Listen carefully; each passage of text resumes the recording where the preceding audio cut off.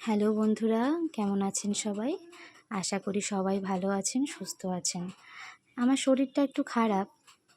Doctor দেখিয়েছিলাম। Doctor বলেছে একটু তেল ঝাল মশলা বা বাইরের খাবার আটা ময়দা খেতে না।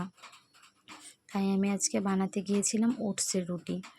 ওটসটা জল দিয়ে সেদ্ধ করে বা দুধ দিয়েও খাওয়া যায়, কিন্তু সেটা আমি আর পছন্দ করি না, ভালো লাগে না, কেমন একটা লাগে আমার পছন্দ হয় না। তাই আমি চেষ্টা করেছিলাম আজকে ওটসের রুটি বানানোর।